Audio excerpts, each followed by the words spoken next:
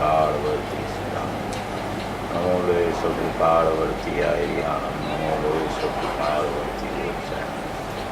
नमो लोय स्वकृपाळवर्ती शवशाम। ओंकार बिंदु संयुक्तम नित्यम ध्यायन्ति योगिनो। कामदम मोक्षदम चैव ओंकाराय नमो नमः।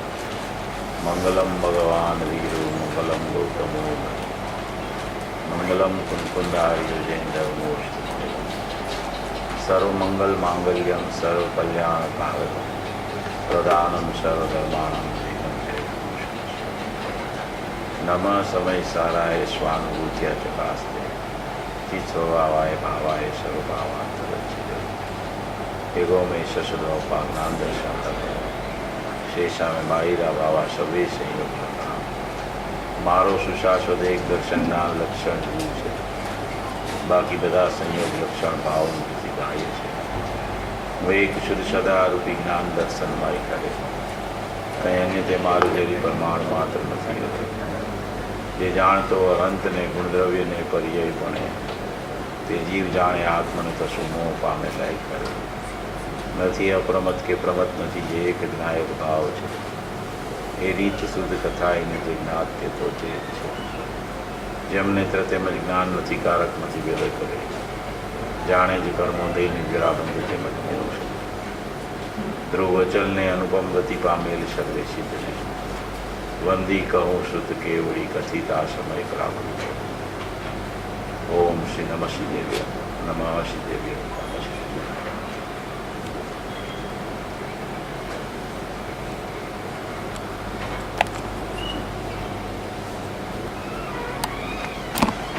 પૂજ્ય ભાઈશ્રીના પ્રવચનમાં અત્યારે જે કેસેટ આપણે લોકોએ સાંભળી 17-18 ગાથા ઉપરની આ 17-18 ગાથા ઉપરનું પ્રવચન આપણી વિડીયો કેસેટમાં 46 નંબરનું પ્રવચન છે। ખૂબ જ સ્પષ્ટીકરણ જ્ઞાન સ્વભાવનું એમાં આવ્યું। શ્રદ્ધા અહમ કરતી હોય છે જ્ઞાયકમાં પણ એ અહમ પૂર્વે જ્ઞાન શું કાર્ય કરે છે અને એવું કાર્ય ભજે છે નિર્ણયાત્મક ત્યારે શ્રદ્ધા અહમ કરવા માટે તત્પર થાય છે। એવો એક અપૂર્વ વિષય પૂજ્ય ભાઈશ્રીના શ્રીમુખે આપણે હમણાં બધાએ સાંભળ્યો। ખૂબ જ પ્રયોજનભૂત વાત, અત્યંત પ્રયોજનભૂત કે એટલી બધી જ્ઞાન સ્વભાવની સ્પષ્ટતા બાહ્યની એક શૈલી પહેલેથી જ લક્ષ પ્રધાન શૈલી છે। પહેલેથી જ તારું લક્ષ ક્યાં છે એટલે સ્વપર પ્રકાશક હોય, સ્વપરનો પ્રતિભાસ થતો હોય પણ એમાં તારું લક્ષ ક્યાં કામ કરે છે, સ્વ ઉપર છે કે પર ઉપર, બસ એના ઉપર આખો આધાર છે। આ શૈલીથી પૂજ્ય ભાઈશ્રીના પ્રવચનોમાં મૂળભૂત એ વાતથી જ વિચાર એના પ્રવચનોમાં આવતો હોય છે। હવે અહીંયા મારી પાસે એક પ્રશ્ન આવ્યો છે। પ્રશ્ન એવો છે કે પરિણતિ છે કે જ્યારે જીવને સવિકલ્પ દશા છે। એટલે પૂછનાર એમ લખે છે કે જ્યારે પરિણતિ છે અને સવિકલ્પ દશા જીવને છે તો તે કોઈ એક ગુણની પર્યાય છે કે અભેદ દર્શનના ચારિત્ર ત્રણેયનું પરિણમન છે। ન્યાયશાસ્ત્રમાં જ્ઞાન અને ચારિત્રની શું વાત છે તે કૃપા કરીને સમજાવશો। પ્રશ્ન એવો છે કે પરિણતિ જ્યારે જીવને ચાલતી હોય છે ત્યારે સવિકલ્પ દશા હોય છે કારણ કે પરિણતિ અને ઉપયોગ એવા બે ભેદ પડી જાય છે જ્ઞાનીને સાધક દશામાં। તો એ જે પરિણતિ છે એ એક ગુણની પર્યાય છે કે અભેદ દર્શનના ચારિત્ર એટલે કે અનંત ગુણનું સાથે પરિણમન છે। પરિણતિ અને ઉપયોગ એ બે જે વિભાગ કરવામાં આવે છે એ બંને વિભાગ જ્ઞાનના છે અને એ જ્ઞાનના વિભાગની સાથે અનંત ગુણોનું પરિણમન સાથે રહેલું છે। કોઈ એક ગુણની પરિણતિ હોય અને બીજા ગુણોની પરિણતિ ન હોય એવું નથી હોતું। એક ગુણ વિકલ્પાત્મક દશામાં બહિર્મુખ પરિણમતો હોય અને બીજા આનંદ ગુણો પરિણતિ રૂપે અંદર રહી જતા હોય, એવું પણ નથી હોતું. એક પર્યાયના બે ભાવ થઈ જાય છે. આપણે વાત તો ચર્ચા બપોરે થયેલી, એમાં મુખ્યપણે શ્રદ્ધાની જે વાત આવે છે, શ્રદ્ધાની પર્યાય ચોથે ગુણ સ્થાને 100% સમ્યક થઈ જાય છે. કારણ કે એક સમયનો એનો હિસાબ હોય છે.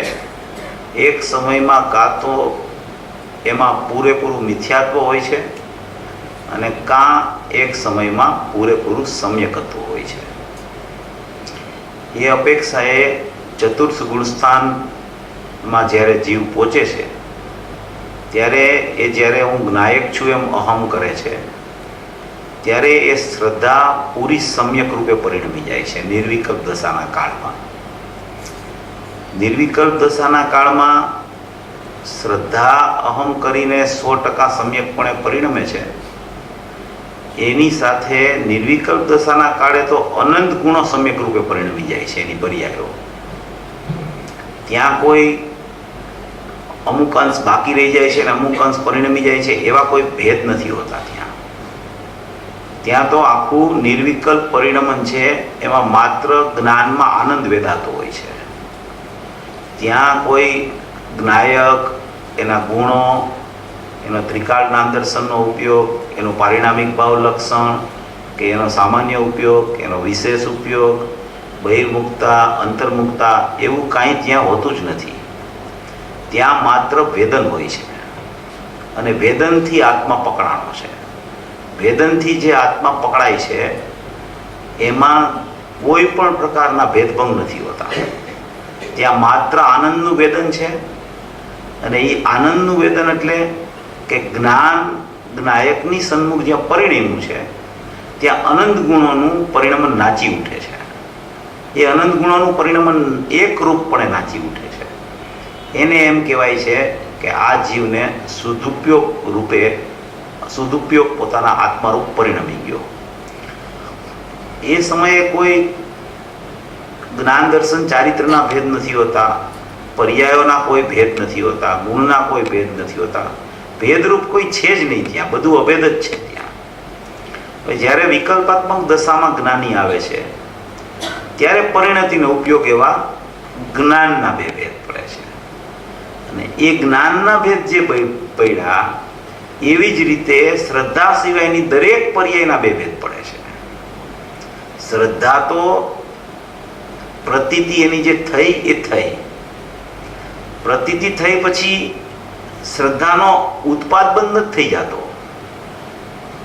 ઉત્પાદ તો શ્રદ્ધાનો ચાલુ રહે છે, પણ એ શ્રદ્ધા જે સમ્યક ચતુર્થ ગુણસ્થાને થઈ એ સ્વમાં અહમ કરતી જ પ્રત્યેક સમયે ઉત્પાદ પામે છે.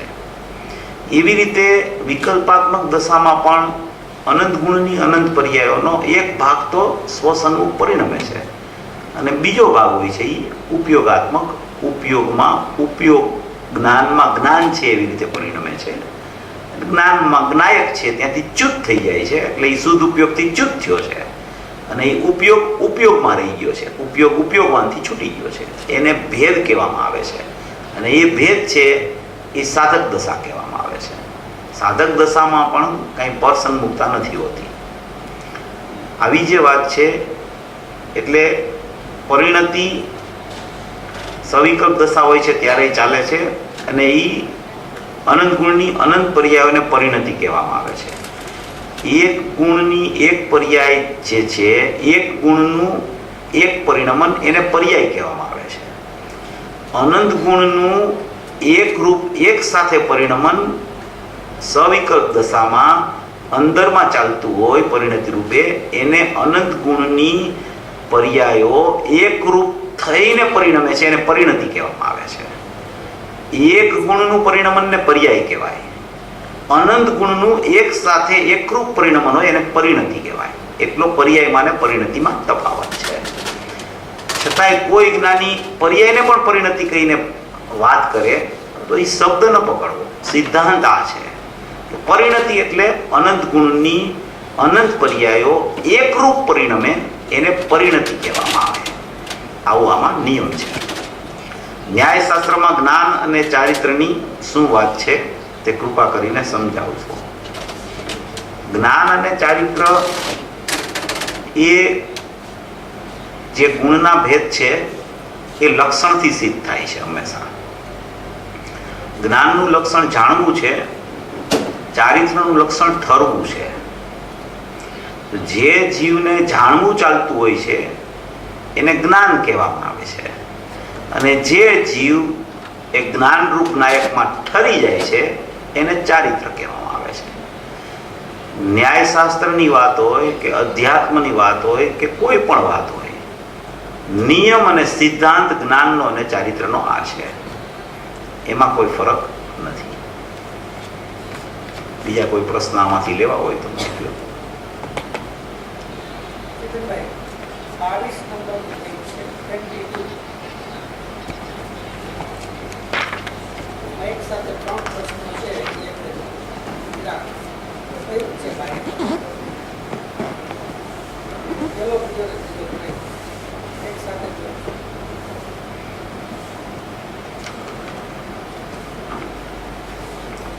આ શાસ્ત્રનું બીજું પ્રવચન છે 29/694.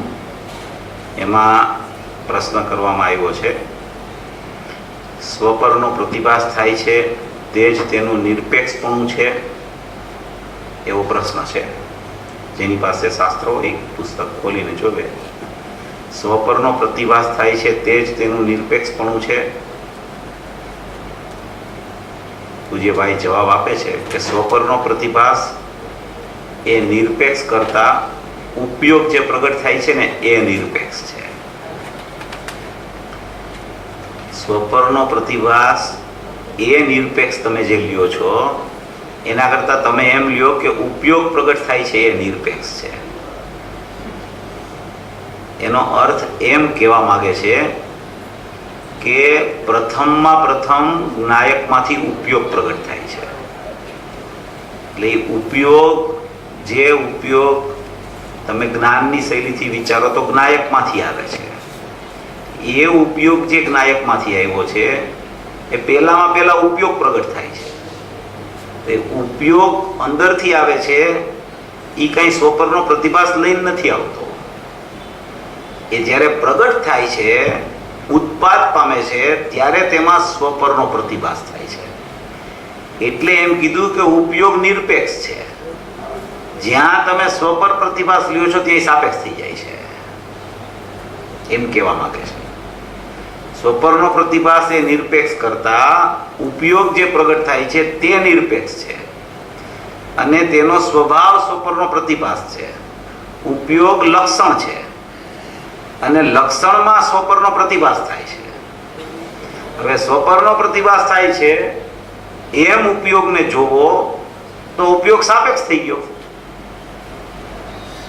ઉપયોગ તો ઉપયોગ છે. કોઈ પણ વસ્તુમાં એક વસ્તુમાં બીજી વસ્તુને તમે ભેળવો તો એ વ્યવહાર થઈ જાય, અથવા એ સાપેક્ષ થઈ જાય, એ નિરપેક્ષ નો રહે. એકને તમે એકથી જોવો કે આ જ્ઞાન તે જ્ઞાન છે તો એ જ્ઞાન નિરપેક્ષ છે. પછી જ્ઞાનને તમે એમ જોવો કે આ જ્ઞાયકનું જ્ઞાન છે તો એ સાપેક્ષ થઈ ગયો ઉપયોગ. જ્ઞાનને તમે એમ જોવો કે આ પરસંબંધીનું જ્ઞાન છે એ સાપેક્ષ થઈ ગયું જ્ઞાન. જ્ઞાન એકલાને જ્ઞાનથી જોવો તમે તો એ જ્ઞાન નિરપેક્ષ છે, એને કોઈની ઉપાધિ લાગુ નથી પડી. જ્ઞાયકને તમે જ્ઞાયક છું એમ જોવો તો એ જ્ઞાયક નિરપેક્ષ છે. પરમ પરિણામિક ભાવ લક્ષણ છે એનું નિરપેક્ષ લક્ષણ છે. જ્ઞાયકમાં જ્ઞાન છે એમ તમે જોવો તો એ જ્ઞાયક એ સાપેક્ષ થઈ જાય છે. જ્ઞાયક જ્ઞાનમય છે એ પણ સાપેક્ષ છે. જ્ઞાયક અનંત ગુણ વાળો છે એ તો વ્યવહાર કીધો, પણ આ જ્ઞાયક અનંત ગુણમય છે એ પણ સાપેક્ષ છે. જ્ઞાયક તો જ્ઞાયક છે એવો ભેદ છે એ વ્યવહાર છે. જ્ઞાયક એ નિશ્ચય છે. જેટલા ભેદના કથન આવે એ બધું વ્યવહારમાં જાય છે. અનંત ગુણમય જ્ઞાયક છે એને વ્યવહાર કીધો, સાપેક્ષ થઈ ગયો. અનંત ગુણમાં એવો જ્ઞાયક નથી. જ્ઞાયક જ્ઞાયક છે.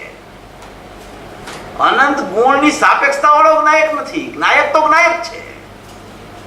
નજર જો અનંત ગુણ ઉપર જાય છે તો જ્ઞાયક ઉપર નજર નથી રહેતી. એક ગુણ ઉપર નજર જાય છે તો બીજા ગુણો છૂટી જાય છે તો જ્ઞાયક ઉપર નજર નથી જતી. માટે એ સાપેક્ષ કથન છે. બધા એક વસ્તુને એક વસ્તુથી એકને જ જોવી એ નિરપેક્ષતા છે. અને જ્યાં એમાં કઈ ભેળવું તમે પ્રગટ થયો ઉપયોગ.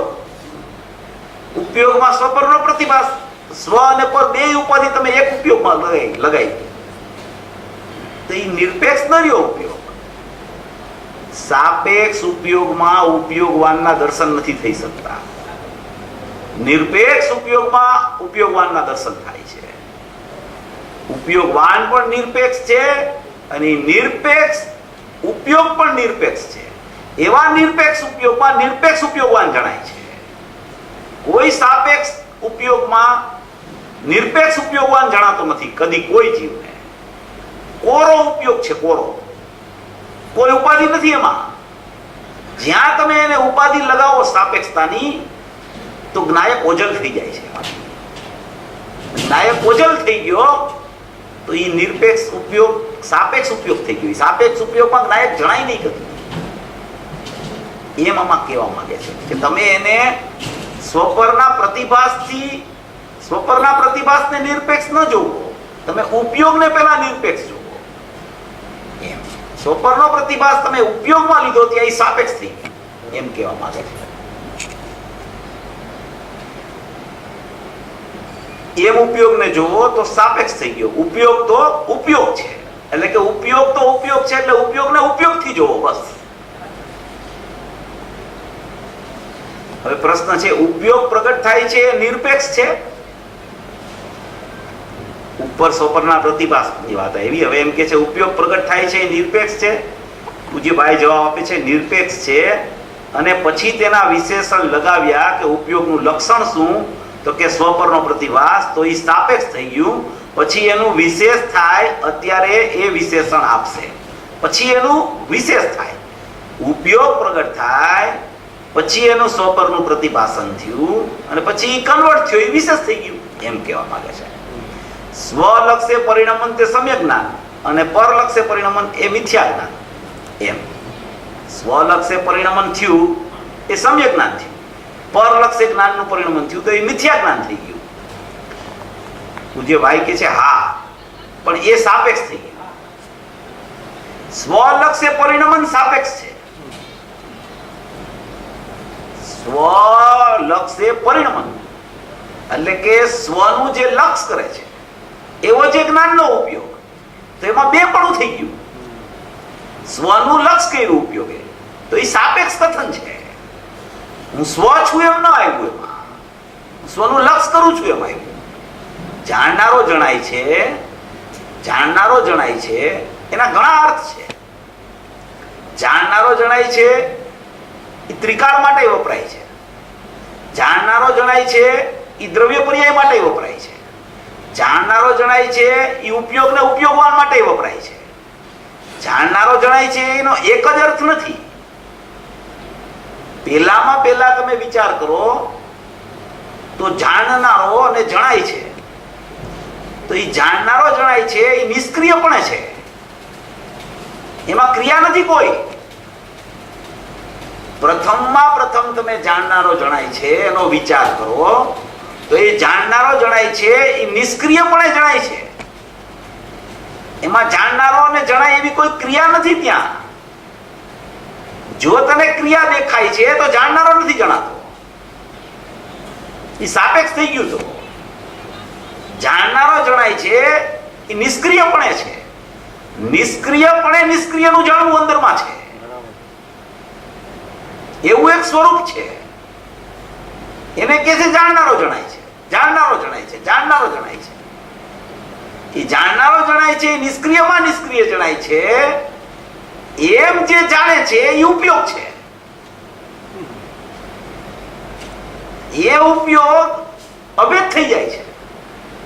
એ ઉપયોગ હવે થયો કે જાણનારો જણાય છે એવું ત્રિકાળમાં ત્રિકાળનું જાણવું છે, એનું નામ જાણનારો જણાય છે.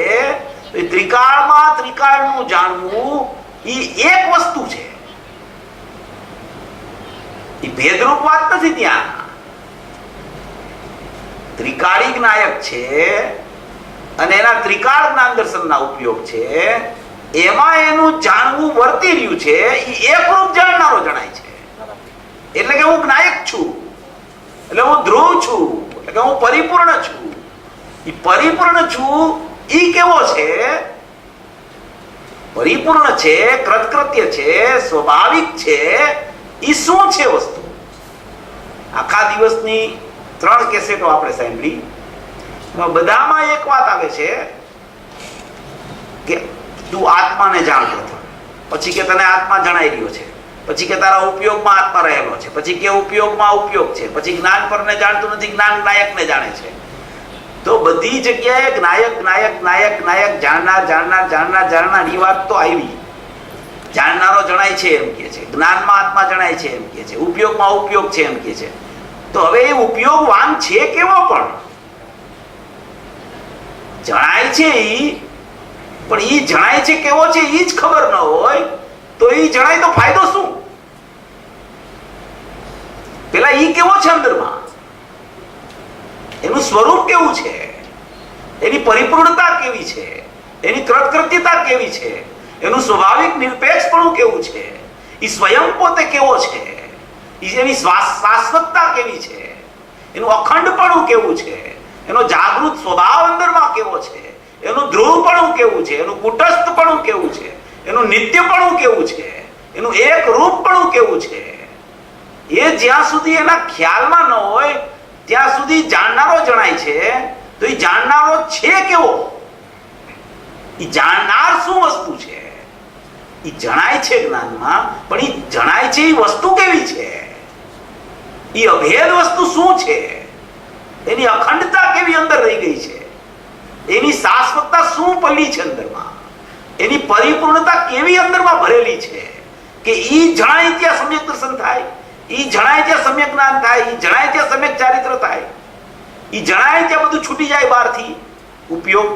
તો ઈ વસ્તુ કેવી છે? વસ્તુ માત્ર, વસ્તુ માત્ર, વસ્તુ માત્ર, એક રૂપ અભેદ જ્ઞાયક ભાવ અખંડ ચૈતન્ય મૂર્તિ. ઈ પદાર્થ કેવો છે? એની ચિત્ત સામાન્યમાં ચૈતન્યતા કેવી ભરેલી છે અંદરમાં, એવું એનું સ્વરૂપ કેવું અંદર લબાલબ આનંદ જ્ઞાન ને સુખથી ભરેલું છે, એવી એની પરિપૂર્ણતા કેવી અંદરમાં વિદ્યમાન છે. એ પરિપૂર્ણતા, એ પરિપૂર્ણપણે પરિપૂર્ણ રહેલો છે અંદરમાં. એ સ્વભાવ કેવો છે? એની મહિમા અંદરથી એને આવે. ઓહો, મારું સ્વરૂપ તો આવું છે, હું તો આવો નિત્યપણે બિરાજમાન છું, આવો હું શાશ્વત ચૈતન્ય પરમાત્મા છું કે જેના ગાણા ગાતા ગાતા જ્ઞાનીઓ થાકતા નથી. એ જ વાત કર્યા કરે છે. તું જાણનાર છો, જાણનારો તને જણાઈ રહ્યો છે. જ્ઞાન ક્રિયા સ્વભાવભૂત હોવાથી જ્ઞાયકને જાણવાનું છોડતી નથી. ઉપયોગમાં ઉપયોગવાન છે. પરને જાણવાનું છોડીને સ્વને જાણવામાં આવી જા. તો એ સ્વ છે શું? એ વસ્તુ માત્ર કેવી છે? એની અખંડતા અને અભેદતા અંદરમાં કેવી રીતે પ્રસરેલી છે? અંદરમાં ત્રિકાળ ધ્રુવનો પ્રવાહ કેવો રહેલો છે? એવું એનું શાશ્વત નિષ્ક્રિયપણું કેવું અંદરમાં વિદ્યમાન છે? એની સત્તા નિબીડપણે કેવી રીતે રહેલી છે? અબાધ્ય સત્તા કેવી અનાદિ અનંતતા એની અંદરમાં રહેલી છે? એવી એની શાશ્વત વસ્તુ, એવો એનો ચૈતન્ય પરમાત્મા, એવો જ્ઞાયક દેવ, એવો જાગૃત દેવ, એવો સદાય એવો ને એવો રહેતો, કદી વધઘટ નહીં પામેલો, એવો એનો પરમાત્મા, એવી એની વસ્તુ, વસ્તુ માત્ર, વસ્તુ માત્ર, એવો જ્ઞાયક સ્વભાવ, એવી વસ્તુ હું છું. એ વસ્તુમાં અંદરમાં ને અંદરમાં બધું છે. બહાર જેટલું પ્રગટ થાય છે, જેટલું ઉત્પાદ પામે છે, એ બધું પરદ્રવ્ય છે. જેટલો ઉત્પાદી પરદ્રવ્ય, રાગદ્વેષ મોહનો ઉત્પાદ નહીં, જ્ઞાનની ક્રિયાનો ઉત્પાદી પરદ્રવ્ય. જેમાં જાણનારો જણાય છે એ પરદ્રવ્ય, એવી મારી સત્તા છે, એવો સત્તાવાન હું છું, એવું ચૈતન્ય મારું સ્વરૂપ છે, એવી એની અસ્થિ ભરેલી છે અંદરમાં. એ ખાલી ખાલી નથી જ્ઞાયક ભાવ. જ્ઞાયક ભાવ આમ શુષ્ક પડ્યો છે અને જ્ઞાનમાં જણાય છે કે નહીં? જ્ઞાનમાં કેમ નથી જણાતો? જ્ઞાનમાં કેમ નથી આવતો? શ્રદ્ધામાં અહમ એનું કેમ નથી થતું? પણ એ વસ્તુને પેલા તું ઓળખ, તો પર્યાય અહમ કરવા નહીં જવું પડે. સ્વયં પર્યાય અહમ કરતી ઉત્પાદ પામશે. સોગાનીજીએ કીધું કે પર્યાય મેરા ધ્યાન કરે તો કરો, मैं किसका ध्यान करूं? मैं तो ध्रुव चैतन्य परमात्मा हूं, मैं तो शाश्वत वस्तु मात्र हूं, मैं तो चैतन्य प्रतिमा हूं. उसको सुखी होना हो तो वो मेरे पास आवे. मैं तो जहां हूं वहां बैठा हूं. જ્ઞાયક ભાવ એના પારિણામિક ભાવ લક્ષણનો ખૂટો કદી છોડતો નથી. બીજા લક્ષણમાં કદી જતો નથી, બીજું લક્ષણ કદી એનામાં આવતું નથી. ખરેખર તો કોઈ પણ પર્યાય જ્ઞાયકમાં અહમ કરે એટલે શુદ્ધ થાય છે. એ પણ ખરેખર વ્યવહારમાં જાય છે. પર્યાયનું એવું સ્વરૂપ નથી. ખરેખર પર્યાયના સ્વરૂપને પણ તમે સમજો તો પર્યાયનું પણ એવું સ્વરૂપ નથી કે કોઈનું અહમ કરે માટે શુદ્ધ થઈ જાય. ચૈતન્ય દેવનું અહમ કરે માટે પર્યાય શુદ્ધ થાય. પર્યાય પોતે શુદ્ધ થવાની હોય ત્યારે એ તરફ મોઢું કરે છે. એના કારણે એના નિમિત્તે શુદ્ધ નથી થતી પર્યાય. પર્યાય સ્વતંત્ર સત છે. પર્યાય પણ પોતે પોતાની નિરપેક્ષ છે. દ્રવ્ય જેમ નિરપેક્ષ એમ પર્યાય નિરપેક્ષ છે. દ્રવ્યનો પોતાનો સ્વભાવ નિરપેક્ષ એમ પર્યાયનો પોતાનો સ્વભાવ નિરપેક્ષ છે. પર્યાયના સટકારક બધા પર્યાયમાં છે. દ્રવ્યના બધા સટકારક ગુણ રૂપે અંદર દ્રવ્યમાં પડ્યા છે. એકબીજાને કાંઈ લેવા દેવાનો વ્યવહાર જ નથી. ખરેખર જ્યાં સુધી વ્યવહાર સંબંધ જોડે છે ત્યાં સુધી અજ્ઞાન છે. બેયની સત્તા જુદી જુદી દેખાણી નથી. એને બેયની પોતાની અસ્થિરૂપ સત્તા છે. એક દ્રવ્ય સ્વભાવની પોતાની સત્તા છે, એક પર્યાય સ્વભાવની પોતાની સત્તા છે, અને બેય પોતાથી સ્વતંત્ર નિરપેક્ષ છે. સાપેક્ષપણું લગાવવું એ વ્યવહાર થઈ જાય છે. એવી નિરપેક્ષતા એની અખંડપણે રહી ગઈ છે. કોઈ પણ જીવ હોય એને આવી નિરપેક્ષતા અત્યારે પ્રવર્તી રહી છે. જ્યાં એવો વિશ્વાસ આવે છે એને કે પર્યાયની નિરપેક્ષતાનો પણ વિશ્વાસ આવે છે તો પર્યાય ઉપર દૃષ્ટિ છૂટી જાય છે. પર્યાયની નિરપેક્ષતા એટલે શું? કે થવા યોગ્ય થાય છે. પર્યાય એના સટકારકથી થાય છે. પોતે નિરપેક્ષ પર્યાય થાય છે. એને ફેરવનારા જગતમાં કોઈ નથી. એને ફેરવનારા જગતમાં નથી એમ ખ્યાલ આવે તો એને જોનાર છૂટી જાય છે અહીંયાથી. પછી એને જોતો નથી. હવે જ્ઞાન કેટલું આગળ વધ્યું, હવે જ્ઞાન અહમ કરવા જાય છે કે નહીં, શ્રદ્ધાએ શું કર્યું, બધી વિધિ નિષેધની ચર્ચા ચાલે, અનુભવની પ્રોસેસ ચાલે ત્યારે એ બધી ચર્ચા હોય. જ્ઞાની હોય ને, જ્ઞાની એ અજ્ઞાનીમાંથી જ્ઞાની થાય. કોઈ જ્ઞાની થઈને નિગોદમાંથી બહાર નથી નીકળતો. એ જીવ અજ્ઞાનીમાંથી જ્ઞાની થાય છે. તો અજ્ઞાનીમાંથી જે જ્ઞાની જીવ થાય એ પોતે જે વિધિથી પસાર થયો તો જ્ઞાની થવામાં, એ વિધિનું વર્ણન એની ભાષામાં આવી જ જાય છે સહજપણે. જે પસાર થયો એની ભાષામાં આવે, જે પસાર જ ન થયો એની ભાષામાં વર્ણન ન આવે. જે વિધિથી પસાર થયો હોય કે હું અહીંયા ઉભો થયો, અહીંથી અહીંયા ગયો, અહીંથી અહીંયા ગયો, અહીંથી અહીંયા ગયો અને અહીંયા મારા ગંતવ્ય સ્થાનમાં પહોંચી ગયો, તો એ વિધિનો વિસ્તાર એની ભાષા વર્ગણા રૂપે પરિણમન થયા વગર રહે જ નહીં. એટલે એ જ્યારે વિધિ બતાવવાનો કાળ હોય, અનુભવની પ્રોસેસ બતાવવાનો કાળ હોય, ત્યારે એ બરાબર અનુભવની પ્રોસેસ બતાવવી જોઈએ.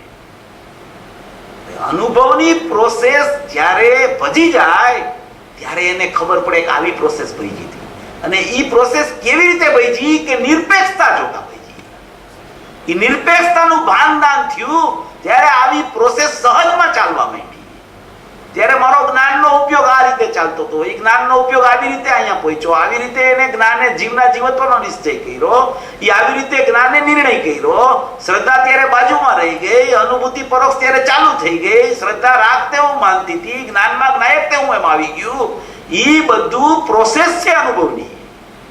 અનુભવની વિધિનું વર્ણન છે. એ અનુભવની વિધિનું વર્ણન અનુભવી કરી શકે. જે અનુભવની વિધિમાંથી પસાર થઈ થઈ થઈ થઈ જોઈને બોલે છે અંદર કે હું આમ પસાર થયો હતો. અંદર જોતા જાય છે ને બોલતા જાય છે, જોતા જાય છે ને બોલતા જાય છે. એવી વસ્તુનું સ્વયં સિદ્ધ સ્વભાવ પણ છે અંદરમાં. એવી વસ્તુ નિરપેક્ષ રહી ગઈ છે અનાદિથી. ગમે તેવા વિભાવો રૂપે પર્યાયો પરિણમી ગઈ હોવા છતાં એની નિરપેક્ષતા જ્ઞાયક ભાવની છૂટી નથી ક્યારેય. કદી એ સાપેક્ષ પરિણમનમાં એટલે કે પર્યાયના પરિણમનમાં એ જ્ઞાયક ભાવ કદી આવીને સાપેક્ષ થયો નથી કદી. એવું આ મારું અસ્તિત્વ છે. અસ્તિત્વમાં કદી ખલેલ થઈ જ નથી. નિરાબાદ અસ્તિત્વ છે. એવું ને એવું અસ્તિત્વ રહી ગયું છે અનાદિથી. જ્યાં એને ખ્યાલ આવે છે કે અસ્તિત્વ આવું છે ત્યાં જ ગ્રહણ થઈ જાય છે અસ્તિત્વ. એવી નિરપેક્ષતા અબાધિત રહી ગઈ દરેક જીવ પાસે. કદી એમાં કઈ થયું જ નથી. એ ભરોસો લાવતું મારી વસ્તુ એવી ને એવી રહી ગઈ છે. મારી વસ્તુની નિરપેક્ષતા એવી ને એવી છે. એમાં કદી કઈ થયું જ નથી, કદી થવાનું પણ નથી. કદાચ હું એનું સ્મરણ આજે નહીં કરું, કાલે કરીશ, કાલે નહીં કરું, પરમ દિવસે કરીશ, તો પણ એ વસ્તુ તો એવી ને એવી છે. જ્યારે દર્શન લેવા જાય ત્યારે દર્શન આપે છે. કદી વસ્તુ મોઢું ફેરવતી નથી. જ્યારે એને એમ થાય કે હું જ્ઞાયક છું તો જ્ઞાયક દર્શન દઈ રહ્યો છે. ખરેખર ઉપયોગ દર્શન લઈ રહ્યો છે, સ્વીકાર નથી કરતો. બસ એવો ઉપયોગ નિરપેક્ષપણે દર્શન લે છે. જ્ઞાયક નિરપેક્ષપણે દર્શન આપે છે અને એને એમ થાય છે કે જ્ઞાયક મને દર્શન દઈ રહ્યો છે, ત્યાં એ સાપેક્ષ વ્યવહારનો જન્મ થઈ જાય છે. અનુભૂતિ સાપેક્ષ વ્યવહાર છે. નિરપેક્ષતા એનો સ્વભાવ છે. દ્રવ્યનો સ્વભાવ નિરપેક્ષ છે, પર્યાયનો સ્વભાવ નિરપેક્ષ છે. દ્રવ્ય પર્યાયનું અનન્યપણું સાપેક્ષ છે. અનુભૂતિ સાપેક્ષ છે. અનુભૂતિ પૂર્વેનો ઉપયોગ છે એ નિરપેક્ષ છે. અનુભૂતિ પૂર્વેનો ઉપયોગ વાન છે એ પણ નિરપેક્ષ છે. જ્યાં એવી નિરપેક્ષ વ્યવસ્થા ખ્યાલમાં આવે છે ત્યાં સમ્યક પ્રકારનું સાપેક્ષપણું પ્રગટ થઈ જાય છે. આવી વસ્તુની વ્યવસ્થા છે. બધા વિષયો હોય, બધા વિષયો ચાલે. જ્ઞાનમાં કેવી રીતે અનુભૂતિ થાય, જ્ઞાન નિર્ણય કેવી રીતે કરે, જ્ઞાન આગળ કેવી રીતે ચાલે, શ્રદ્ધા ત્યારે કામ શું કરે. આખી રમત જ્ઞાયક જ્ઞાન ને શ્રદ્ધામાં છે. રાગ તો ક્યાંય છે જ નહીં. રાગ ક્યાંય છે જ નહીં. જેટલો ભેદ જ્ઞાયકમાં પાડે છે એટલો રાગ છે. બાકી તો અભેદ વસ્તુ માત્ર છે. જ્ઞાયકમાં ગુણભેદ કરે, જ્ઞાન ઉપયોગમાં પર્યાયનો ભેદ કરે જ્ઞાયકમાંથી, એ રાગની ઉત્પત્તિનું કારણ છે. બાકી રાગ ક્યાંય છે નહીં. કોઈ જીવને નથી રાગ ક્યાંય છે જ નહીં. આવા ભેદરૂપ વિચારમાં એક સમયવર્તી રાગની ઉત્પત્તિ થાય છે અને એ રાગને હટાવવાનો પ્રયત્ન અનાદિથી જીવનો ચાલે છે અજ્ઞાનમય. છતાં રાગ ક્યારેય હટતો નથી. એને હટાવવાના પ્રયત્નથી નહીં હટે. આને સમજવાના પ્રયત્નથી ઉત્પન્ન નહીં થાય. એવી વ્યવસ્થા છે. આલા ત્રાજવાના તોલા જેવું છે. ધરમ કાંટો હોય ને, એ ધરમ કાંટામાં તમે જેટલું વજન મૂકો એટલું અહીંયાથી ઊંચું થાય. જેટલું વજન તમે અહીંયા આપો એટલી પર્યાયો સમ્યક થાય. વજન ક્યાં છે એનું? એનું જ્ઞાન શ્રદ્ધા ક્યાં કામ કરે છે, એની પરિણતિ કઈ તરફ ચાલી રહી છે, એનો ઉપયોગ ક્યાં કામ કરે છે. બેનશ્રી એક બોલમાં કહે છે, બેનશ્રી એક વાત બહુ સરસ કહી છે. એ અત્યારના મુમુક્ષુઓ પૂજ્ય ગુરુદેવ શ્રીએ ખૂબ વિસ્તાર કર્યો તત્વનો, ખૂબ એટલે ખૂબ વિસ્તાર કર્યો. ઘણા લોકો સમજતા થઈ ગયા, નથી સમજતા એવું નથી, સમજતા થઈ ગયા ઘણા લોકો, પણ ઘણા લોકો વાતોડિયા રહી ગયા. વાતોડિયા વાતો કર્યા કરે, ખાલી અંદર હાવ કોરો, વાતો કરવામાં માસ્ટર,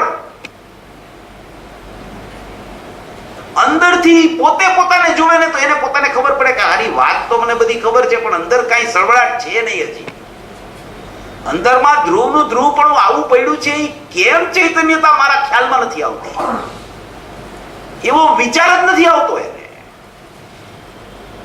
કેમ ખ્યાલમાં ન આવે? ચૈતન્યતા ભરેલી પડેલી છે, ચૈતન્ય સ્વરૂપ આવું જાજરમાન ભરેલું છે અંદર, અને ખરેખર તો ઈ જ નીકળ્યા કરે છે બહાર.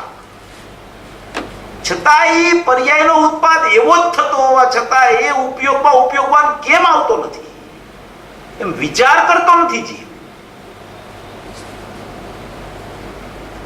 આમાં જ્ઞાનની કસરત તો જોઈ, પણ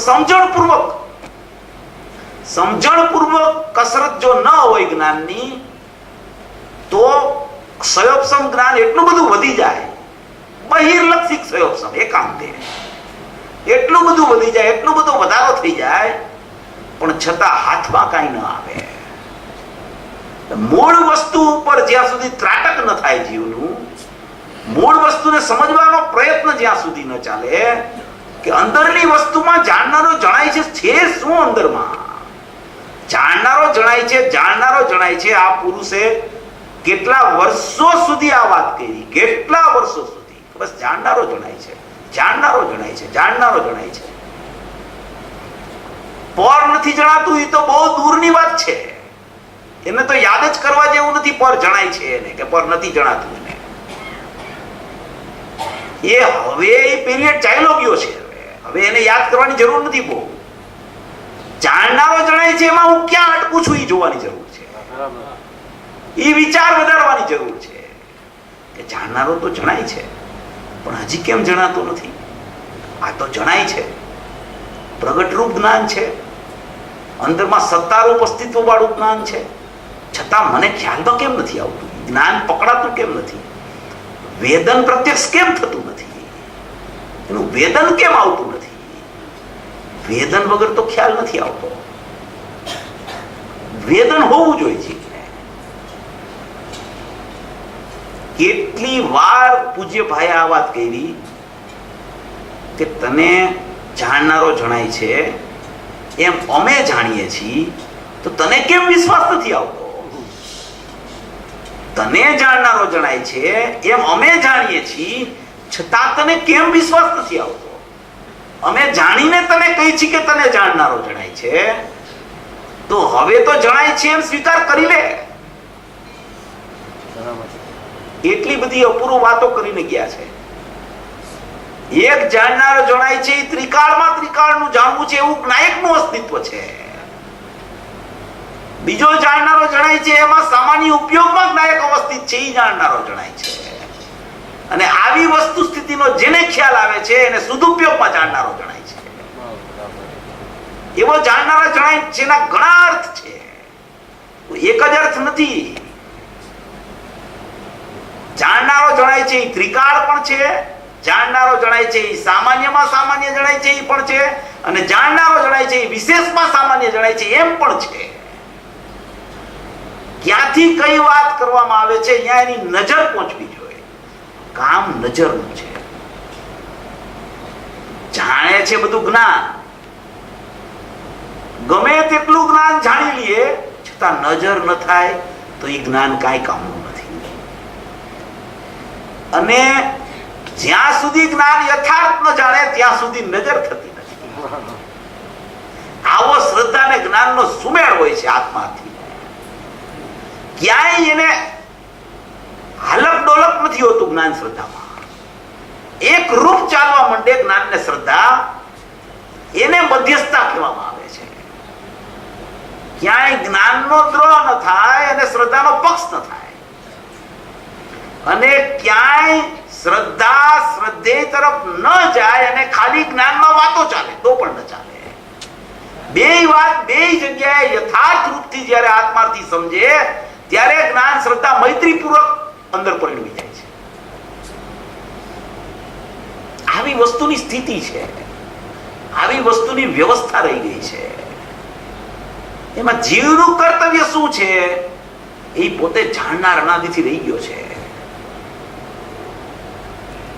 જ્ઞાયક છું, ધ્રુવ છું, શાશ્વત છું, ભૂતાર છું, ઈ શબ્દ કરતા પણ મને તો જાણનાર શબ્દ વધારે પ્રિય છે. જાણનારમાં છે ને કંઈક આમ દેખાય છે, કંઈક ચાલતું હોય, કંઈક આમ એમ લાગે છે કે જાણનાર જાણનાર જાણનાર જાણનાર, એનું અસ્તિત્વ છે ને, એનો અહેસાસ આવે છે એમાં. હું જાણનાર છું, હું જાણનાર રહી ગયો છું, હું વાસ્તવિક જાણનાર છું, હું અનાદિ અનંત જાણનાર છું, હું અભેદ જાણનાર છું, હું ત્રિકાળ જાણનાર છું. મારા અસ્તિત્વમાં જાણનાર સિવાય કઈ છે નહીં. એવો જાણનાર, અનાદિ અનંત જાણનાર, એકરૂપ જાણનાર, અભેદ જાણનાર, અખંડ જાણનાર, શાશ્વત જાણનાર. જ્ઞાયક કીધું તો એ જ્ઞાનથી કીધો છે. જ્ઞાયક તો જ્ઞાનમાં જાણનાર છે, એ જાણનાર છે, એ જાણનાર છે, પોતે જાણનાર રહી ગયો છે અનાદિથી. એવું એનું અસ્તિત્વ છે, એવી એની પરિપૂર્ણતા છે, એવી એની અભેદતા છે. એવો મારો પરમાત્મા હાજરા હાજુર વિદ્યમાન છે. એવી એની અખંડતા કદી ખંડરૂપ થઈ નથી, એવી એની અભેદતા ભેદમાં કદી ગઈ નથી, એવું એનું અપરિણામીપણું કદી પરિણામમાં આવ્યું નથી, એવું એનું એકરૂપપણું અનેક રૂપ કદી થયું નથી, એવી એની નિત્યતા કદી અનિત્ય રૂપ ચાલી નથી. એવો સ્વભાવ છે, એવું સ્વભાવનું પરિપૂર્ણપણું છે, પરિપૂર્ણપણું છે, પરિપૂર્ણપણું છે. એવી મારી અસ્થિ છે, એવી મારી શાશ્વતતા રહી ગઈ છે. એને કહેવાય કે આ જીવને નિરપેક્ષતા બેઠી છે. એને કહેવાય કે જ્ઞાયક પણ નિરપેક્ષ, ઉપયોગ પણ નિરપેક્ષ. તો કે ઉપયોગમાં સ્વપરનો પ્રતિભાસ, તો કે ભાઈ તું ઘણો દૂર ચાલ્યો ગયો છો, ઘણો દૂર છો, ઘણો બહાર નીકળી ગયો છો. હજી તને સ્વ અને પર બેનો પ્રતિભાસ દેખાય છે. એનો મતલબ એમ છે કે તારી રમત હજી સાપેક્ષમાં જ ચાલે છે. જ્ઞાયક છે, ઉપયોગ પ્રગટ થાય છે, સ્વપરનો પ્રતિભાસ થાય છે, સ્વપરના પ્રતિભાસમાં સ્વનું લક્ષ છે કે પરનું લક્ષ છે, એ બધી વિસ્તૃત વાત જે આવે છે એ બધી સમજાવવા માટે ઉપદેશાત્મક બોધથી સમજાવે છે જીવને કે અહીંયા ક્યાંય તું અટકતો હતો ત્યાંથી અંદર આવવાનો પ્રયત્ન કર. હવે તું જ્ઞાયક છો, તારો ઉપયોગ પ્રગટ છે, તો ઉપયોગ અને ઉપયોગવાનમાં તો આખી રમત છે. સાપેક્ષની ચર્ચા સુધી જવાની જરૂર નથી, કારણ કે સમ્યક સાપેક્ષપણું તો ઉપયોગ અને ઉપયોગવાનને જાણતા થઈ જ જાય છે. આ સ્વપરનો પ્રતિભાસ થાય છે એ સમ્યક સાપેક્ષપણું નથી, એ તો માત્ર સાપેક્ષ બહિર્મુખતા વાળો વ્યવહાર છે. સાપેક્ષપણું સમ્યકતા વાળું તો બેયને નિરપેક્ષ જોતા જે ક્ષણિક ઉપાદાન એમ કે છે કે હું ત્રિકાળ છું, એનું નામ સાપેક્ષ સમ્યકપણું છે. આવી વ્યવસ્થા છે. એટલે આમાં કહે છે બધી વાત તો ઉપયોગથી ચાલે, બધી વાત તો ઉપયોગવાનથી ચાલે. પ્રશ્ન જેવા આવે એવું જ્ઞાની તો સ્પષ્ટીકરણ કરે. એમ તો જેવો સામે પ્રશ્ન પૂછે, પૂછનાર જે પૂછતો હોય તો એનું સ્પષ્ટીકરણ જ્ઞાની તો કરે. જ્ઞાનીએ તો કરવું જોઈએ. સ્વલક્ષ્ય પરિણમન તે સમ્યક જ્ઞાન ને પરલક્ષ્ય પરિણમને મિથ્યા જ્ઞાન. પૂજ્ય ભાઈ કે એ સાપેક્ષ થઈ ગયું. સ્વલક્ષ્ય પરિણમન તે સમ્યક જ્ઞાન તે સાપેક્ષ થઈ ગયું. નિરપેક્ષ રૂપ નિરપેક્ષ પરિણમનનું પરિણમન, નિરપેક્ષ પર્યાયનું નિરપેક્ષ દ્રવ્ય સન્મુખ પરિણમન, એ એકમાં બીજાનું ભેળવવું એનું નામ વ્યવહાર, એકમાં બીજાનું ભેળવવું એનું નામ સાપેક્ષ, એકને એકને જોવો એનું નામ નિરપેક્ષ, રાગને એકલો રાગ જોવો એ નિરપેક્ષ, મિથ્યાત્વને મિથ્યાત્વ જોવું એ નિરપેક્ષ, મિથ્યાત્વ કર્મના ઉદયથી થયું એ સાપેક્ષ, આત્માથી મિથ્યાત્વ થયું એ સાપેક્ષ, મિથ્યાત્વથી મિથ્યાત્વ પરિણામથી પરિણામ થયા એ પણ ખરેખર નિરપેક્ષ હોવા છતાં એવું કહેવામાં શા માટે આવે છે પરિણામ પરિણામથી થાય છે કે પરિણામ પરથી નથી થતા અને પરિણામ સ્વથી નથી થતા, એટલા માટે પરિણામથી પરિણામ થાય છે એમ કહેવામાં આવે છે. પરિણામથી પરિણામ થતા જ નથી. પરિણામ સ્વતંત્ર યોગ્યતાથી ઉત્પન્ન થાય છે, સ્વતંત્ર યોગ્યતાથી ઉત્પન્ન થાય છે. એમાં પરિણામથી પરિણામ થાય છે એ ક્યાં પ્રશ્ન છે? પરિણામ સ્વતઃ સત છે, એ સતનો ઉત્પાદ છે, સતનો ઉત્પાદ છે. એ તો પરથી પરિણામ નથી થતા, સ્વથી પરિણામ નથી થતા, એટલે એમ કીધું કે પરિણામથી પરિણામ થાય છે. તો પરિણામથી પરિણામ થાય છે, પરિણામથી પરિણામ થાય છે, પરિણામ નો કરતા પરિણામ છે, પરિણામ નો કરતા પરિણામ છે. તો એ તો પરિણામ પર દ્રષ્ટિ છે એની. અને પરિણામથી પરિણામ થાય છે એવું પણ ખરેખર નથી. પરિણામનો ઉત્પાદ જ સત છે, એનું નામ પરિણામ છે. એમાં પરિણામ પરિણામથી થાય છે એ ક્યાં વાત આવે છે? એ તો પરથી પરિણામ નથી થયા, આત્માથી પરિણામ નથી થતા, એટલે એમ કે છે પરિણામથી પરિણામ થાય છે. પરિણામથી પરિણામ થાય છે એવું ખરેખર સ્વરૂપ નથી. એવો પરિણામમાં પરિણામનો ભેદ નથી. એવી રીતે એ પરિણામ સત છે, બસ પરિણામનો ઉત્પાદ સત છે, પરિણામ યોગ્યતા અનુસાર ઉત્પાદ થયા છે, એનું નામ પરિણામ છે બસ. પછી એમાં મિથ્યાત્વ છે કે સમ્યકત્વ છે?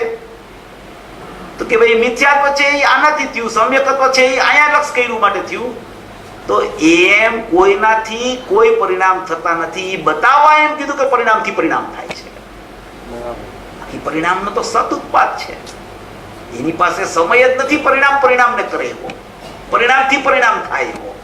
ઉત્પાદ સત, વ્યય સત, ધ્રુવ સત, બધું સત. સતને એક સતને બીજા સત સાથે ભેળવવું અસત, ઉત્પાદને વ્યય સાથે ભેળવવું અસત, ઉત્પાદને ધ્રુવ સાથે ભેળવવું અસત, ધ્રુવને ઉત્પાદ સાથે ભેળવવું અસત, વ્યય પરિણામી ભાવે દ્રવ્યમાં જાય છે અસત, વ્યય વ્યયમાં છે, વ્યય વ્યય રૂપ છે, વ્યય ધ્રુવ રૂપ થતો નથી. ધ્રુવ વ્યયમાં આવતો નથી, વ્યય ધ્રુવમાં નથી. કારણ કે વ્યય થાય તો વ્યય નામનું કોઈ અંદરમાં પારિણામિક ભાવ કઈ નથી. એ વ્યય પારિણામિક ભાવ થઈ ગયો છે. એ તો ધ્રુવ છે, એ કુટસ્થ છે, એ શાશ્વત છે.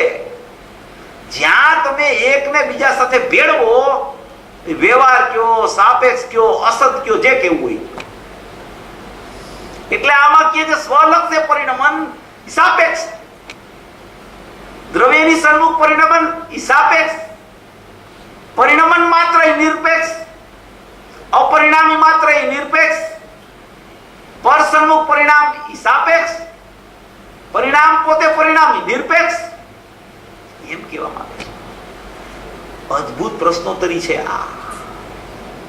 એનો સ્વાધ્યાય જેમ જેમ જીવો કરશે ને એમ એનું જ્ઞાન છે ને એવું ખીલવા મળશે, એવું ખીલવા મળશે કે એને કેવળ જ્ઞાનના ભણકારા થવા મળશે.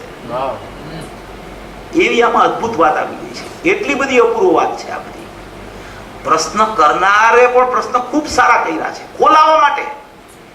પૂજ્ય ભાઈ વધારેમાં વધારે આ વાતને ખોલે કે એની ચર્ચા ખૂબ થાય, એનો વિસ્તાર ખૂબ આવે, સ્પષ્ટીકરણ ખૂબ થઈ જાય. માટે પ્રશ્ન એવા કાઢ્યા છે. એક પ્રશ્ન એનો જવાબ આવે એમાંથી પાછો પ્રશ્ન, પાછો જવાબ આવે એમાંથી પ્રશ્ન. આપણા ડોક્ટર ચંદુભાઈ હતા ને, એને ગુરુદેવને પ્રશ્ન પૂછ્યા ને એટલા કોઈ પૂછ્યા નથી અત્યાર સુધી.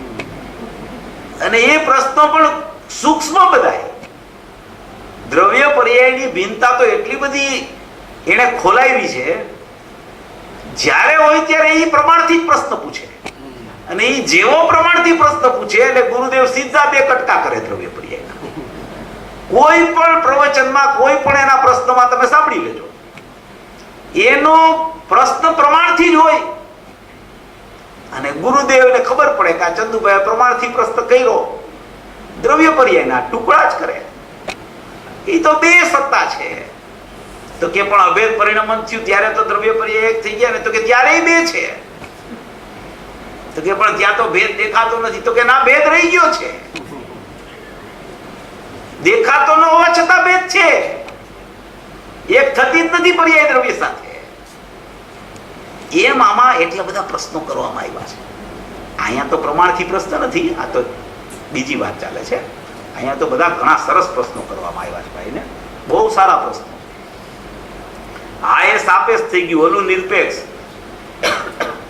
ઓલામાં સ્વપરનો પ્રતિભાસ હતો ભલે, પણ એમાં લક્ષ ન હતું ક્યાંય. એમાં શુદ્ધ અશુદ્ધ એવું કાંઈ ન હતું. સમ્યક જ્ઞાન મિથ્યા જ્ઞાન એવું કાંઈ ન હતું. આ તો પ્રગટ થતી વખતે અનાદિકાળથી એનું લક્ષ પર ઉપર છે, અને લક્ષ પર ઉપર હોવાથી અભ્યાસ છે, અને અધ્યાસ એ જ જાતનો છે. અને અધ્યાસ તેને ખ્યાલ નથી આવતો કે આ જ્ઞાન આત્માનું હોવાથી આત્માને જાણે, એમ પણ નથી આવતું. એટલે કે એમ કહેવા માંગે છે કે ઓલામાં સ્વપરનો પ્રતિભાસ હતો ભલે, પણ એમાં લક્ષ ન હતું ક્યાંય. એટલે કે ઉપયોગમાં સ્વપરનો પ્રતિભાસ થયો. પેલા જ્ઞાયક છે, જ્ઞાયકમાંથી ઉપયોગ પ્રગટ થાય છે, ઉપયોગમાં સ્વપરનો પ્રતિભાસ થાય છે. ત્યાં સુધી કોઈ પણ જાતનું એમાં મિથ્યાત્વ કે સમ્યકત્વનો પ્રશ્ન છે જ નહીં કાંઈ. એ તો એક સ્વભાવ છે. જ્ઞાયકનો ઉપયોગ છે એ સ્વભાવ, અને ઉપયોગનું લક્ષણ સ્વપર પ્રતિભાસ એ પણ ઉપયોગનો સ્વભાવ. શું સ્વભાવ હોય એમાં ક્યારેય એવું ન થાય એવું ન બને. એવું હોય પણ એને એ રીતે જોવું કે ઉપયોગને ઉપયોગ રીતે જોવો, એ કળા છે. ઉપયોગનું લક્ષણ સ્વપર પ્રતિભાસ બાંધ્યું, પણ એને એના લક્ષણથી જોવું કે ઉપયોગને ઉપયોગના લક્ષ તરીકે જોવું. ઉપયોગ તો જ્ઞાયકનું લક્ષણ છે, અને એ ઉપયોગનું લક્ષણ સ્વપર પ્રતિભાસ છે. એક જ્ઞાયક છે, એનું લક્ષણ ઉપયોગ છે. ઉપયોગનું લક્ષણ સ્વપરનો પ્રતિભાસ છે. હવે ઉપયોગનું લક્ષણ સ્વપર પ્રતિભાસ છે, એવા સ્વપર પ્રતિભાસ લક્ષણથી જોવું એને કે આ ઉપયોગ છે એ આ લક્ષણ છે, એનું આ લક્ષ છે, એવી રીતે એને ઉપયોગને લક્ષ તરીકે જોવું. એ લક્ષણ જ્ઞાયકનું છે, એ લક્ષણને ઉપયોગને ઉપયોગ તરીકે જોવે તો એ નિરપેક્ષ છે. અને સ્વપરના પ્રતિભાસથી જોવે તો એ લક્ષણ હોવા છતાં સાપેક્ષ છે, એમ કહેવા માંગે છે. એટલે કહે છે કે એમાં ઉપયોગનો પ્રતિભાસ સ્વપરનો હતો, પણ એમાં લક્ષ ન હતું ક્યાંય. માત્ર સ્વપરનો પ્રતિભાસ હતો. સ્વનું લક્ષ કે પરનું લક્ષ એવું ઉપયોગમાં નથી કાંઈ. એમાં માત્ર પ્રતિભાસ થાય છે. ઉપયોગ સ્વનું લક્ષ કે પરનું લક્ષ કદી કરતો જ નથી. ઉપયોગ છે, ઉપયોગમાં સ્વપરનો પ્રતિભાસ છે. એ ઉપયોગ સ્વનું લક્ષ કર્યું એમ કીધું તો એ ઉપયોગ લક્ષ નથી કરતો, એ શુદ્ધ ઉપયોગ થઈ ગયો. વિશેષ ઉપયોગ લક્ષ કરે છે. સામાન્ય ઉપયોગ તો સામાન્ય છે, એ તો દ્રવ્ય ગુણ પર્યાય છે, એ તો સમય નામનો પદાર્થ છે, એ તો ઉત્પાદિત ધ્રુવોત્તમ સત છે, એ તો સામાન્ય પ્રમાણ છે. આખું એ સામાન્ય પ્રમાણ તો એવું ને એવું છે. જ્યાં લક્ષની ચર્ચા આવે છે ત્યાં વિશેષ પરિણમનની ચર્ચા છે. સામાન્ય ઉપયોગમાં ક્યાંય લક્ષની વ્યવસ્થા જ નથી. સામાન્ય ઉપયોગ તો એકદમ ધ્રુવ સાથે અનન્યપણે વર્તી રહ્યો છે. એ લક્ષ કરતો નથી ક્યાંય. સ્વસન્મુખ કે પરસન્મુખ સામાન્ય ઉપયોગ વળતો જ નથી. એ વળે છે એ વિશેષ ઉપયોગ છે. ઉપયોગ તો ઉપયોગ છે, જે એનું કન્વર્ઝન થયું એ વિશેષ છે. ઉપયોગમાં વળવા પણ છે જ નહીં ક્યાંય. એ ઉપયોગ તો સામાન્યમાં પ્રતિષ્ઠિત છે. સામાન્ય સાથે પ્રતિષ્ઠિત છે. એમાં ઉપયોગ આ તરફ વળ્યો ને એ વિશેષ ઉપયોગ થઈ ગયો, એ શુદ્ધ ઉપયોગ થઈ ગયો. સામાન્ય ઉપયોગ તો સામાન્ય જડીએ છે, પણ એ સામાન્ય ઉપયોગનું પ્રતિ સમયે કન્વર્ઝન થાય છે, કાં શુદ્ધ ઉપયોગમાં કાં અશુદ્ધ ઉપયોગમાં. પછી એમાં એવું નથી હોતું કે સામાન્ય ઉપયોગ કંઈક જુદો રહે અને અશુદ્ધ ઉપયોગ કંઈક જુદો હોય. સામાન્ય ઉપયોગ જુદો રહે, શુદ્ધ ઉપયોગ કંઈક જુદો રહ્યો હોય. એવું નથી. એક જ સમયમાં એ જ ઉપયોગ કાં શુદ્ધ રૂપે કાં અશુદ્ધ રૂપે પરિણમે છે. સામાન્ય કહેવાનો આશય એટલો જ છે કે અંદરથી શુદ્ધતા કે અશુદ્ધતા નથી આવતી. પ્રગટ થતા વેદ ઉપયોગ કન્વર્ટ થાય ત્યારે પરસન્મુખ છે કે સ્વસન્મુખ છે એનું મુખ, એના ઉપરથી એની શુદ્ધતા અને અશુદ્ધતાનો વિચાર ચાલે છે, શુદ્ધતા અને અશુદ્ધતાનું પરિણમન ચાલે છે. એમ આ ઉપયોગની સ્થિતિ સમજવાની છે. કોઈ એવી રીતે વિચાર કરે કે ભાઈ સામાન્ય ઉપયોગ છે એ તો જ્ઞાયક સાથે અનન્ય છે અને વિશેષ ઉપયોગ છે એનું પછી પરિણમન થાય છે બહિર્મુખ કે અંતર્મુખ, અને એ અંતર્મુખ પરિણમન વિશેષ ઉપયોગનું થાય છે એ સામાન્ય ઉપયોગ સહિતના જ્ઞાયક સાથે પરિણમન કરે છે. એવી રીતે એનો વિભાગ નથી. એક જ જ્ઞાન છે, એક જ જ્ઞાયક છે. આ જ્ઞાયક છે એમાંથી જ્ઞાન પ્રગટ થાય છે અને એ પ્રગટ થતું જ્ઞાન જ્યાં સ્વસન્મુખ પરિણમ્યું તો એ ઉપયોગ હતો, એ ઉપયોગ જ શુદ્ધ ઉપયોગ રૂપે પરિણમી ગયો. અને એ પ્રગટ થતું જ્ઞાન જ્યાં બહિર્મુખ પરિણમ્યું તો એ સામાન્ય ઉપયોગ જ અશુદ્ધ રૂપ પરિણમે છે. અને એ ઉપયોગ અશુદ્ધ રૂપ થયો કે શુદ્ધ રૂપ થયો એને લક્ષ ઉપરથી અશુદ્ધ ને શુદ્ધનું નામ આપવામાં આવે છે. ઉપયોગ તો ઉપયોગ છે, ઉપયોગ પરિણમ્યો તો એને શુદ્ધ કે અશુદ્ધ એવું નામ સંજ્ઞા આપવામાં આવે છે. એ નામ સંજ્ઞા આપતા એનું સાપેક્ષ પરિણમન થઈ જાય છે. સાપેક્ષ પરિણમન છે એ કર્મના ઉદય અનુદય કે અભાવનું નિમિત્તપણું એમાં નિયમથી હોય છે. સામાન્ય ઉપયોગમાં કોઈનું નિમિત્તપણું નથી. એ સ્વતઃ સિદ્ધ સ્વભાવ છે, એ સ્વભાવ નિરપેક્ષ છે. જ્ઞાયક નિરપેક્ષ, એનો ઉપયોગ નિરપેક્ષ. જ્ઞાયક નિરપેક્ષ, એનું પરમપરિણામિક ભાવ લક્ષણ નિરપેક્ષ, એના ગુણો અનંત નિરપેક્ષ, એનો ત્રિકાળ જ્ઞાન દર્શનનો ઉપયોગ નિરપેક્ષ અને એને પ્રગટ થતો સામાન્ય ઉપયોગ પણ નિરપેક્ષ. આખી નિરપેક્ષની ધારા છે આ. એ નિરપેક્ષની ધારા જેને જ્ઞાનમાં ખ્યાલ આવી ગઈ, વસી ગઈ, એ નિરપેક્ષમાં પરિણમી જાય છે. નિરપેક્ષમાં પરિણમે ત્યાં સાપેક્ષ થઈ જાય છે. સાપેક્ષમાં આનંદ આવે છે, નિરપેક્ષમાં આનંદ નથી. આનંદ સાપેક્ષમાં આવે છે. શું કામ સાપેક્ષમાં આવે છે? નિરપેક્ષમાં કેમ નથી આવતો? તો કે વેદન સાપેક્ષમાં છે, નિરપેક્ષમાં વેદન નથી. બેય નિરપેક્ષ અવેદક છે. સામાન્ય ઉપયોગ પણ અવેદક છે, સામાન્ય જ્ઞાયક પણ અવેદક છે. એ ઉપયોગ ઉપયોગવાનની સન્મુખ થયો ત્યાં એ ઉપયોગ શુદ્ધ ઉપયોગ થયો, એ ઉપયોગ સાપેક્ષ થઈ ગયો. તો સાપેક્ષ ઉપયોગ અનુભૂતિ રૂપ પરિણમ્યો, એ અનુભૂતિ વેદનથી પકડાય છે કે આ જીવને હવે જ્ઞાનમાં વેદન આવ્યું તો એ જીવને ખબર પડે છે કે મને અનુભવ થયો. એવા વેદનમાં જ્ઞાયક પકડાય માટે ઈ સાપેક્ષ ઉપયોગ છે. એમાં જ ખરેખર આત્મા જાણવામાં વાસ્તવિકપણે આવ્યો. શુદ્ધ ઉપયોગમાં જણાવો, ઓલો પરોક્ષ જણાતો હતો, આ પ્રત્યક્ષ થઈ ગયો. નિરપેક્ષ ઉપયોગમાં પરોક્ષ આત્મા હતો, એ પરોક્ષ આત્માનો ખ્યાલ આવ્યો ત્યાં એ પ્રત્યક્ષ થઈ ગયો. પ્રત્યક્ષ થઈ ગયો ત્યાં વેદન આવ્યું.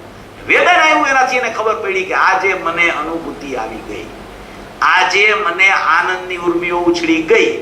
જે પૂર્વે મને હવા આવતી હતી એ હવાથી મને ખબર પડી હતી કે આવી રીતે જ મને સવિકલ્પ સ્વસંવેદન ચાલતું હતું ત્યારે ખબર પડી હતી કે મને નિર્વિકલ્પ સ્વસંવેદન આ જ જોરથી આવશે. તો એ જોર અંદરથી આવતા, જાણનારનું જોર આવતા મારો ઉપયોગ છે એ શુદ્ધ રૂપે પરિણમી ગયો. તો મને એ શુદ્ધમાં વેદનથી પ્રત્યક્ષ થઈ ગયો. આત્મા હંમેશા વેદનથી પ્રત્યક્ષ થાય છે. વેદન જ્યાં સુધી ન આવે ત્યાં સુધી પૂજ્ય ગુરુદેવ શ્રી કહે છે કે એની પાસે આત્મા હોવા છતાં ઈ ખરેખર તો મળદું છે, એની પાસે કાંઈ નથી. આજે ભાઈએ કીધું કે નિગોદમાં છે સ્વપર પ્રકાશક, તો અનુભવ ક્યાં?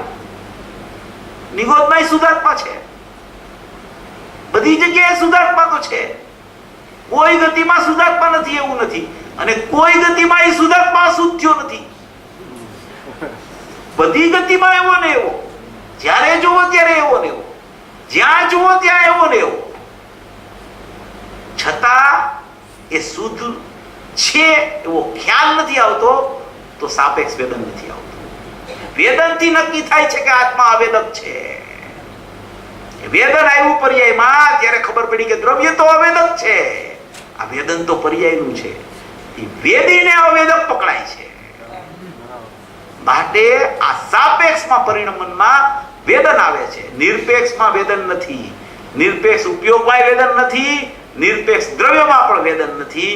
એ બે નિરપેક્ષ સામાન્ય પ્રમાણથી અનન્ય રૂપ રહેલા છે, અને એ સામાન્ય પ્રમાણમાંથી જે સામાન્ય કાઢે છે એને સદુપયોગ રૂપ પરિણમન થઈ જાય છે.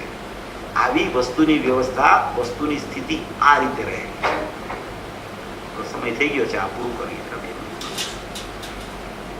આ સાપેક્ષ થઈ ગયું. નિરપેક્ષ ઓલામાં સ્વપરનો પ્રતિભાસ હતો, ભલે પણ એમાં લક્ષ ન હતું ક્યાંય, એમાં શુદ્ધ અશુદ્ધ એવું કઈ ન હતું, સમ્યક જ્ઞાન મિથ્યા જ્ઞાન એવું કઈ ન હતું. આ તો પ્રગટ થતી વખતે અનાદિકાળથી એનું લક્ષ પર ઉપર છે, અને લક્ષ પર ઉપર હોવાથી અભ્યાસ છે અને અધ્યાસ એ જાતનો છે, અને અધ્યાસ તેને ખ્યાલ નથી આવતો કે આ જ્ઞાન આત્માનું હોવાથી આત્માને જાણે છે, જાણે એમ પણ નથી આવતું. આ જ્ઞાન જ્ઞેયનું નથી, પણ જ્ઞાન છે એ તો આત્માનું જ હોય.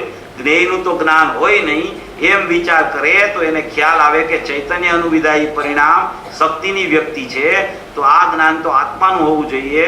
સમજી ગયા? ચૈતન્ય અનુવિદાયી પરિણામ શક્તિની વ્યક્તિ છે. એ શક્તિ કઈ? ત્રિકાળ નાયક ભાવી શક્તિ રૂપ છે. ચૈતન્ય અનુવિદાયી પરિણામ એ ઉપયોગ છે સામાન્ય. એ શક્તિ છે એની વ્યક્તિ થઈ છે. સામાન્યમાંથી વ્યક્તિ સામાન્યની થાય, સામાન્યમાંથી વ્યક્તિ વિશેષ રૂપ ન થાય. સામાન્યનું વિશેષ કહેવાય પરિણામને, પણ એ સામાન્યનું વિશેષ કહેવાય. પણ એ વિશેષ છે એ ખરેખર પ્રગટ થાય ત્યારે તો સામાન્ય છે, અને પ્રગટ થતા વેદ પરિણમે છે ત્યારે એને વિશેષ કહેવામાં આવે છે. ચૈતન્ય અનુવિદાયી પરિણામ શક્તિની વ્યક્તિ છે, તો આ જ્ઞાન તો આત્માનું હોવું જોઈએ. સમજી ગયા? એમ પણ એને થતું નથી. અનાદિકાળથી એની મૂળતા છે, અને ઇન્દ્રિય જ્ઞાન પ્રગટ થાય છે, અને ઇન્દ્રિય જ્ઞાનને જ્ઞાન માને છે. એટલે બહિર્લક્ષી જ્ઞાનને, પરાવલંબી જ્ઞાનને, પરાશ્રિત જ્ઞાનને પોતાનું જ્ઞાન માને છે. ઇન્દ્રિય જ્ઞાન જેને જાણે એને પોતાનું માને છે. આખો સંસાર ઊભો થઈ ગયો. આવા સ્વરૂપને ન જાણે અને આવા સ્વરૂપથી વિપરીત સ્વરૂપ વર્તતું હોય એને જાણે તો સંસાર ઊભો થઈ ગયો. આવો સમય સમયે નવો સંસાર થાય છે. અનાદિથી હોવા છતાં સમય વર્તે છે, આગળ પાછળ કાંઈ નથી. એક સમયનો સંસાર, બીજે સમયે મોક્ષ માર્ગ, અને એ મોક્ષ માર્ગ રૂપી પરિણમન ચાલતા ચાલતા મોક્ષ રૂપી લક્ષ્મી પ્રગટ થઈ જાય.